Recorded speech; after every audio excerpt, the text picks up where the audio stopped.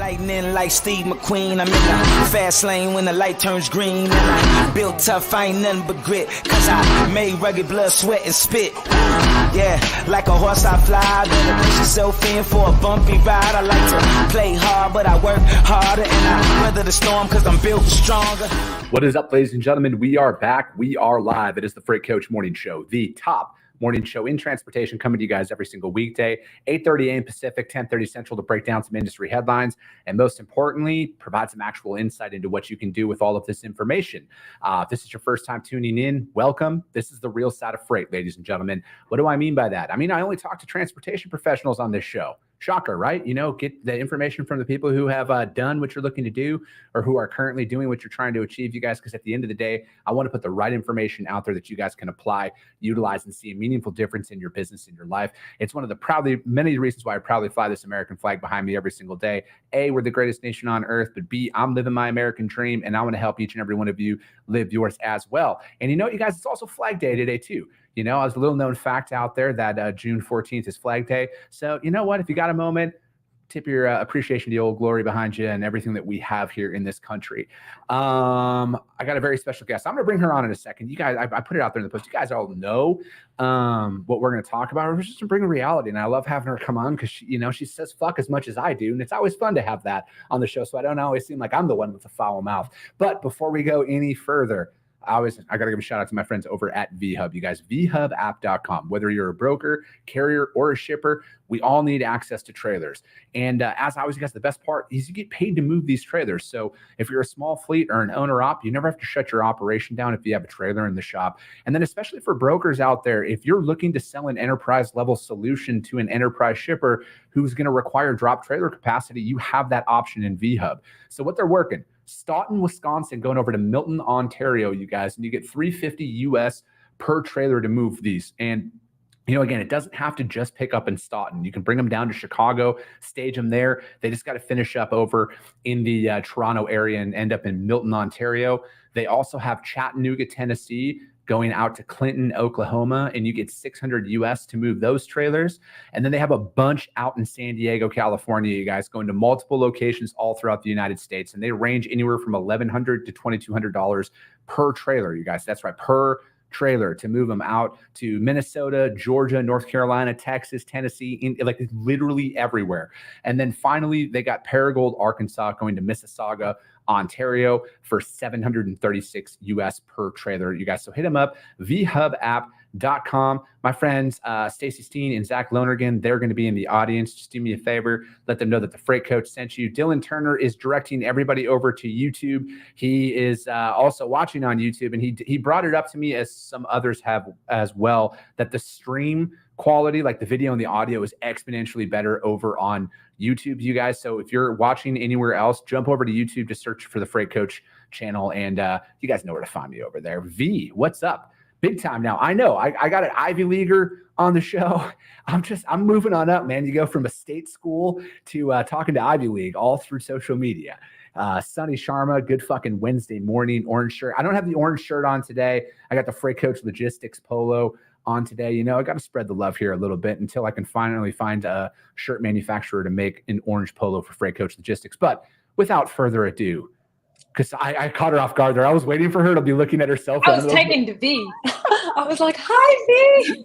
Did you see that one lane goes to Toronto and that's where V is? Yes. And a couple of them go to Toronto. And V actually gave me applause because I finally pronounced the city right. Mississauga, Ontario. Mississauga. Oh. I know. He's fancy. Now, I'm super fancy. I need that. I know. The last time I bought that Cornell shirt, I was about 50 pounds heavier. So it's more like a nightgown now for me to wear. So I got to get a medium or something. It's crazy how times have changed, because that was 2020? Yeah, 2020. I know. I think it was 2020. It's crazy. And that I'll never forget that Friday show when the three of us all jumped on and we're all wearing Cornell shirts. And that was the funniest thing. I fell off my seat. I did not expect that by any means. The look on your face was priceless, because you were like, oh my God, I want to tell you guys all the fuck off right now, but there's too many people watching. There was was so funny. I was like, damn, this had to have been V or Teal. One of them was behind it. I don't know who it was. Maybe Butterbread brought it up. Shout out to Butterbread. We got to bring that we back. love Butterbread. I think that it's interesting to reflect on 2020 because I think it's led us to a lot of our problems we have now. Because in 2020, all the way until like 8 months ago, it's been find any capacity possible. We don't give a shit if they have bad DOT numbers or not. Just go, go, go. Capacity, capacity, capacity.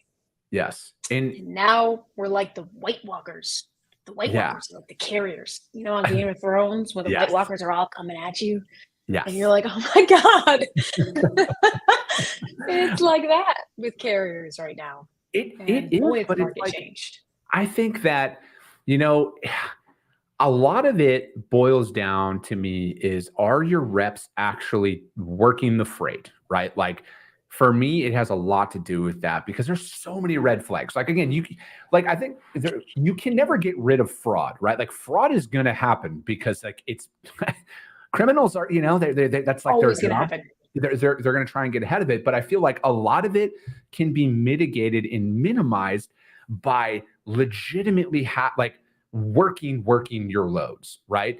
And it's not as, you know, because again, everybody's going to gravitate towards easy. Like I think it's human nature. I want that path of least resistance. It's a lot easier to just continuously post a load and just have calls come into you. And they're like, oh, that's the lowest cost one. Fuck it. Let's book it. Let's roll. Let's get a $500 ripper on this fucking chest bump and all that shit and all that stuff. But you're exposing yourself so much because you're making it really easy for them to be like, well, fuck, he sent me the Raycon with all this information and he didn't check anything. Like I saw a post out on in one of the Facebook groups where they were posting a broker who doesn't check insurance information or really anything in the setup process. They were bragging about it in this Facebook group.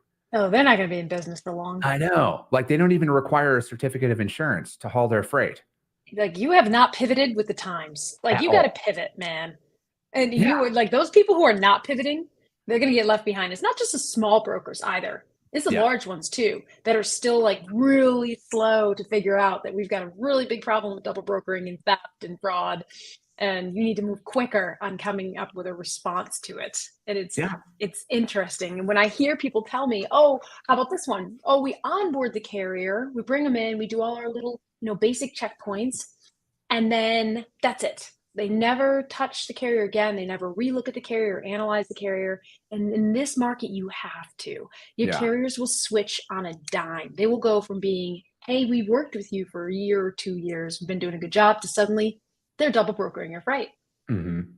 Yeah, there's no continuous follow-up because it's like it used to just be like they're active in your system.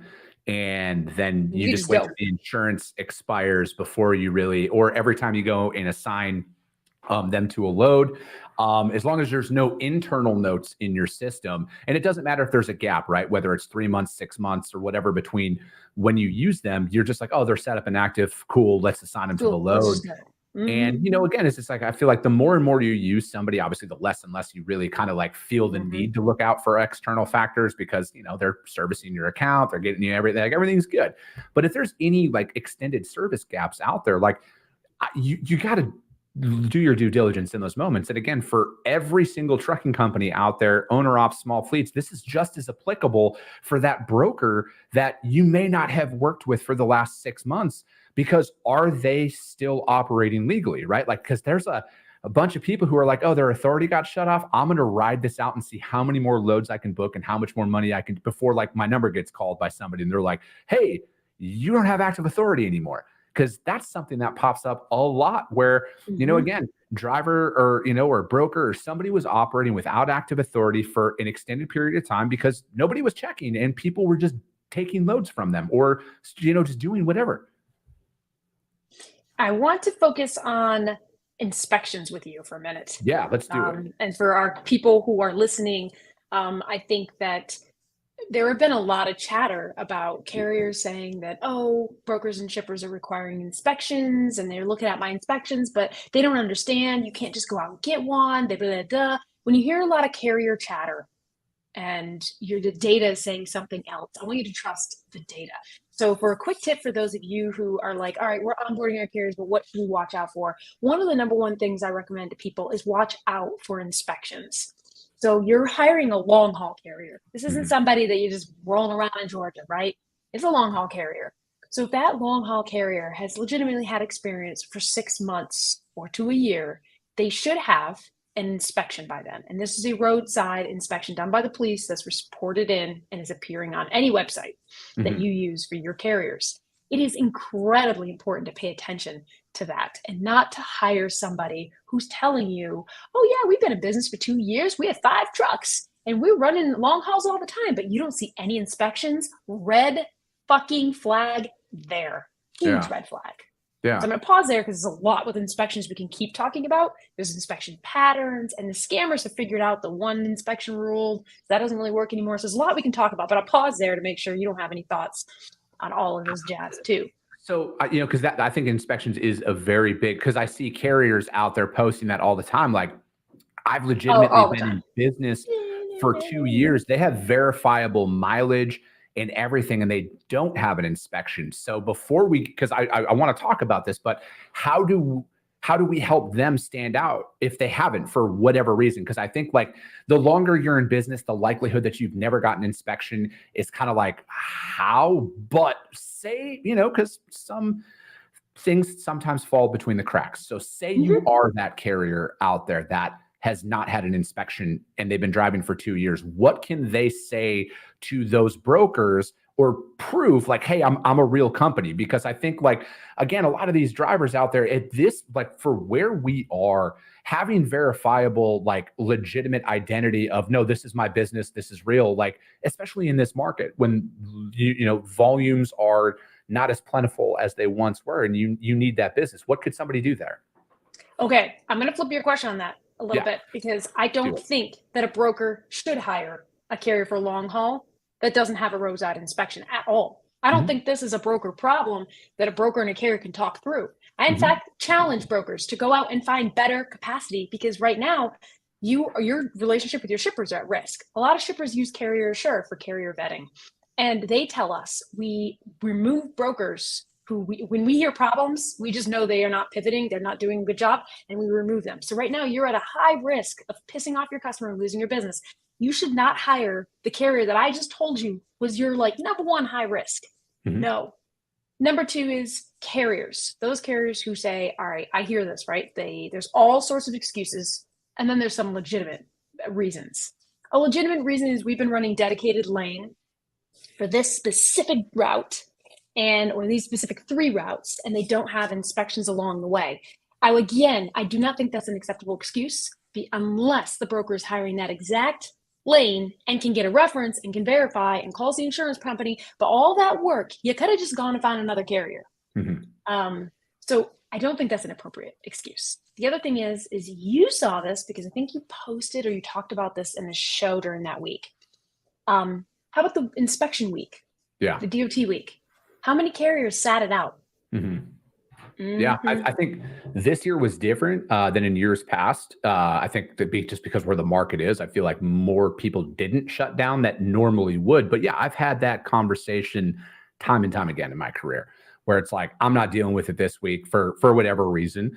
And, again, I think that I understand that some of the drivers out there, I see where they're coming from. I'm like, oh, this is bullshit, yada, yada, yada. I get it. But there is always the best way to do that. And that is always find those direct customers yourself because they are out there. Those direct shippers love working with small carriers. But I think that for me in today's day and age with, people are going to have, like shippers in particular, are going to do everything in their power to ensure that the carriers that are moving their freight are actually insured. They are actual businesses because $100,000 claims and stolen loads and everything that's kind of hard to explain, yeah, we didn't do our job and vet this person out. And I also think that for the brokers out there too, we can't sit here and just continue to play into this and just because it's a better margin for you in particular, because Cassandra brought up a great point there that probably not a lot of people thought about is customers have a very short leash for their providers in markets like this. And frankly, I think in any market moving forward, if they can prove beyond a shadow of a doubt that you just neglected their freight, you're going to be out the door. And how do you explain that, right? Like, because, as somebody who is building their brokerage up from cold, right? Like, I didn't have any existing customers that I worked with at my last job 2 months ago that I'm all of a sudden jumping out and doing it. I'm like, there was a couple year gap where I was just consulting. I didn't have any pre-existing relationships to start my brokerage with. This is all cold. I know the amount of effort and outreach that it's going to get one shipper, to get one load. I'm not willing to risk that for fucking anything anymore, ever. Especially because, as a business owner, I need that thing called revenue every 12 months. Not just how much money can I make today, and then I'll worry about tomorrow. Mm-hmm. It's so true. I noticed that a couple people had questions. Somebody said, can a carrier volunteer for an inspection? So there are opportunities for carriers. Oh, look at us, just in sync. Oh my goodness. Look at that. And there are opportunities for carriers like during DOT week. Carriers know what direction, what lanes they can go to get inspections. There are tricks, and they know the tricks. But I want to tell you one thing. So on Carrier Assure, we calculate how many inspections, like we calculate all the carriers, how many inspections they had per truck, had their duration of authority, and we come up with a calculation of, all right, based on all the carriers and all their inspections, this is what this carrier should have for inspections by now. So you can have some more data proof of, all right, this carrier doesn't have enough inspections, and you know that we look at that. The other thing is that Cody Miller had said, I caught a double broker this morning on one of our agents' loads. Had a single inspection, sold themselves well as an agent, but they were scum nonetheless. Okay, first of all, Cody, you should sign up for a free trial of Carrier Assure and avoid hiring the D and the F carriers. Yes. Your double brokering problems will stop. So we are, Jolly, we are very, very, very good at telling you who the double brokers are. So people who use the platform and they avoid the D and the F carriers the best they can, their double brokering stops immediately. So Cody, your double brokering will stop immediately if you use our product starting today. Let me answer this though, because he brings up a good point, which is the scammers have figured out that most of us in the industry as shippers and brokers require at least one roadside inspection. So the scammers have gone out and rented trucks, like rider trucks, like straight trucks, Jolly. So yesterday I saw a profile on Carrier Assure. The carrier's an app. They had out of 100 points, they had 19 points. I was looking at it, and the carrier had said they were in Ohio, virtual address, Ohio, one inspection in California with a straight truck. And so I knew right away that this is probably a Southern California scammer, and they knew that the roadside inspections were required, and they went out and got a way to get an inspection. But it's not really, they don't really have trucks, and they're still scamming you. So you have to watch out for that a little bit. The inspection patterns are very important. Carrier says that they're going to run a lane for you from Washington to New York. And this asshole's only had one inspection in Florida. You don't run that lane often. I'm giving it to somebody who's not used to it. So there's so many good things you can do. If you just start with analyzing inspections, you can cut down a lot of your problems, or you can use our product. It baffles me. People go to all these extents to look at the carrier. I'm going to look at all this data on the carrier for hours. I'm like, just check the fucking score, but I'll leave that alone. Yeah, no, I'm right there with you. I just think that, again, like in today's day and age with the amount of resources and information that is out there, like things are going to slip through the cracks and everything, but there's such a protection layer that's out there that's not going to cost you an arm and a leg. And it's like, you got to invest in this. You got to, because this is your, I don't know about anybody else out there, but I'm bootstrapping everything, right? Like I don't have a fucking golden parachute to rely on if I fuck up. So it's like, if I do mess up, it's on me. It comes out of my pocket, and I want to invest to protect my investment, right? Like I got to keep this as secure as possible. And I think for any driver out there as well, you guys are the ones who are getting left holding the bag, because I see more posts of got fucked on a double broker, this and that. And, I should have asked this question, and this question. And again, and I always argue, vet your brokers no matter what.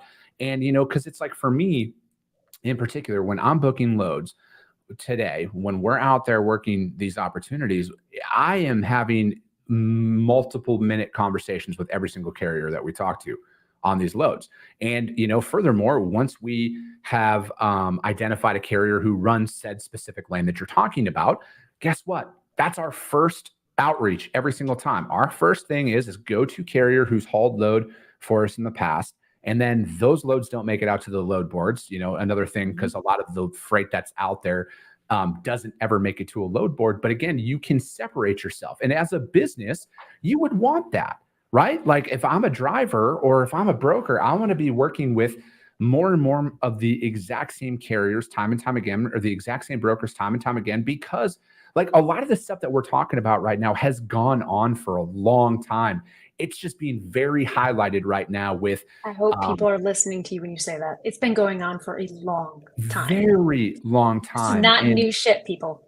But like for the people out there who are like listening to this, I want you to, just rest assured, if you're doing the right thing, if you're running a legitimate business, which I feel like most people go in to starting their own companies with the best intentions, they want to run it by the book, you're going to fucking stand out like a sore thumb. Everyone's going to be throwing all their freight at you. You should want more of this information out there, because if you are doing the right thing, you're going to be on a pedestal of pedestals. And for the most people who are fighting this are ironically the motherfuckers who are breaking the law, who don't want any of this shit to happen, because they're taking advantage of this.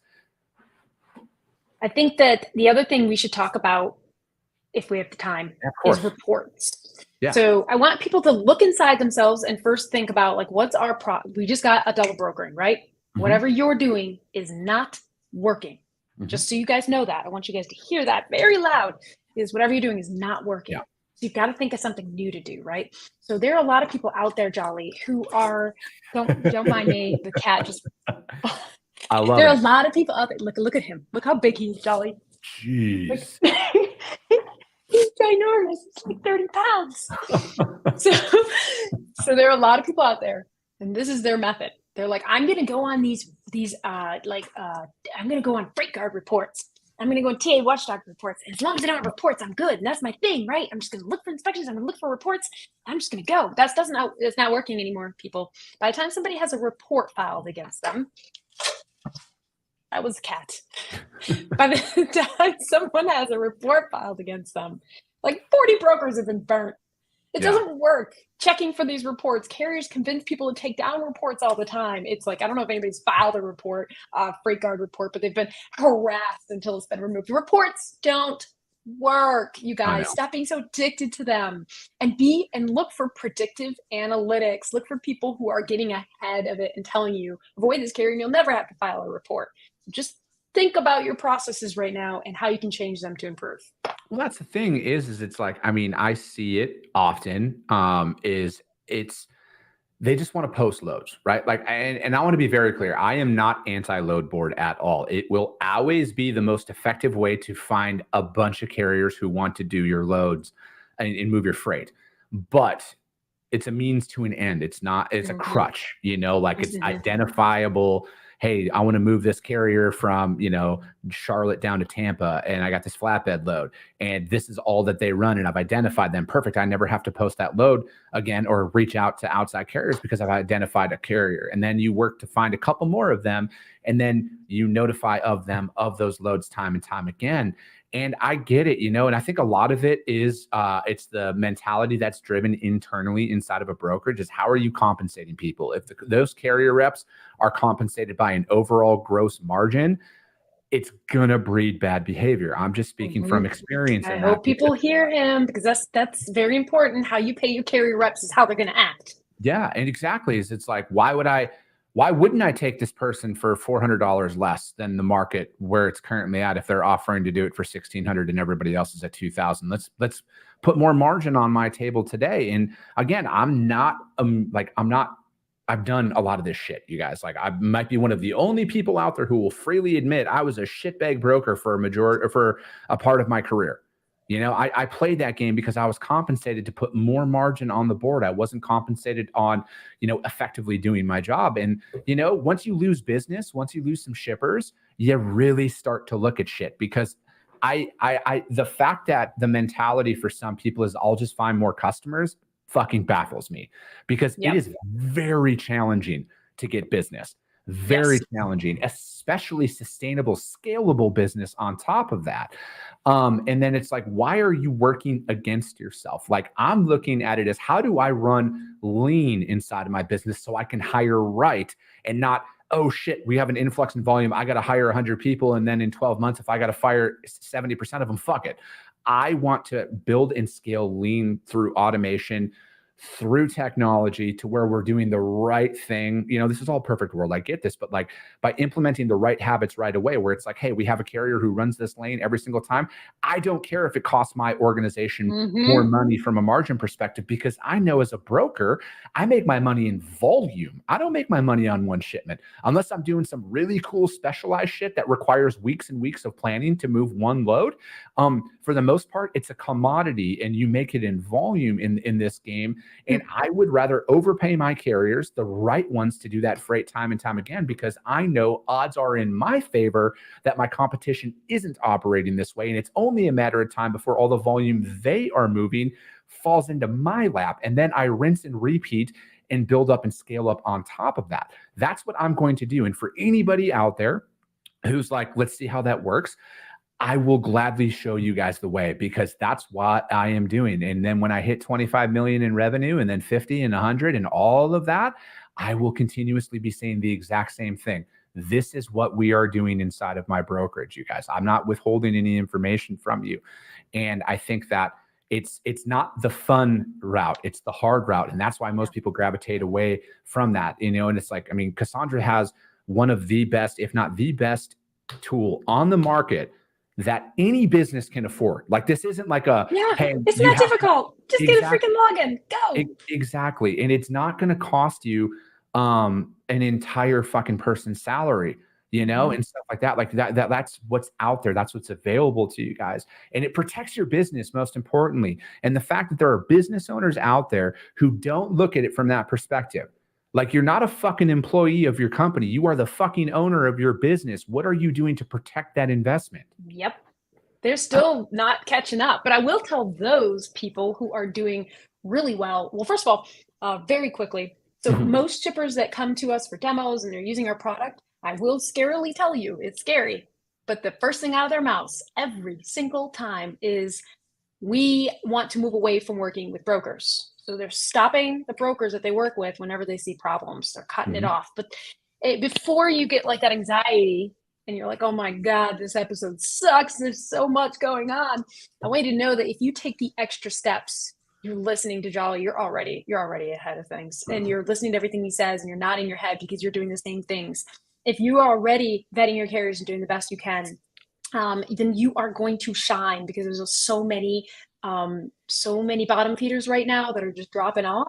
And there's a way to make yourself shine the better and better you do by listening to everything Jolly says. And, you know, I think Cody Kohler from ANZ Trucking is a great example. Jolly, you introduced me to him. He is amazing. He's been on your show. He's been on my show. He works so hard to make sure that he has the best carriers for his shipments. I think he's a great example. And that's somebody who's going to shine to shippers, because they still don't know what they're doing when they're looking for carriers. So they're fucking it all up too.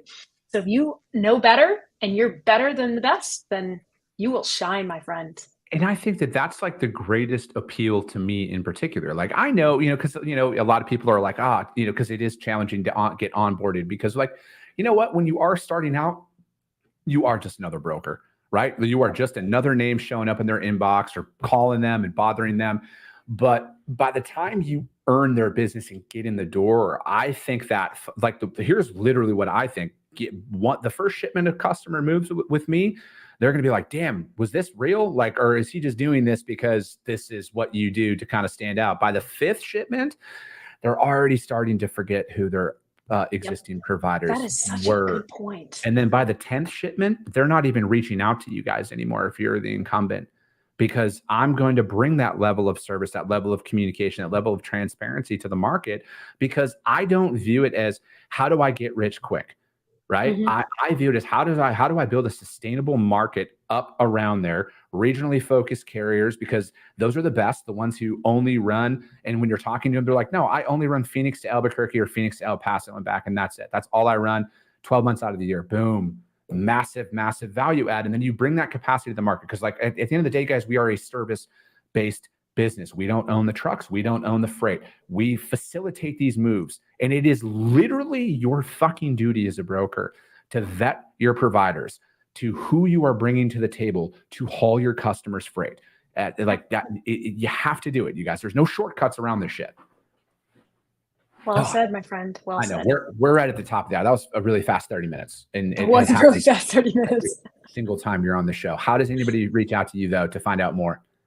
Oh, anywhere Jolly is, I always am, just so you guys know. And so you can look on LinkedIn for Cassandra Gaines. You can go to carrierassure.com. You can sign up for our free trial. We'll give you demos if you're confused on how to use it. But there's lots of ways. And I thank you, Jolly, for having me on here. Every time I do, I'm like so energized. And that's what you bring to everybody every morning, is you just bring energy and knowledge every single day, you know? I have to, because I got to, even if it's just posts, I'm like, oh yeah, that's right, Jolly. Yes. Are you guys still hiring? I know you just hired a sales rep, but are you hiring still on top of that? Not yet. We hired our sales manager. Her name is Megan Sabiston, Sabiston, and you guys can connect with her on LinkedIn. You'll like her a lot. I hope you can meet her one day, Jolly. Definitely. And, some of these conferences, maybe.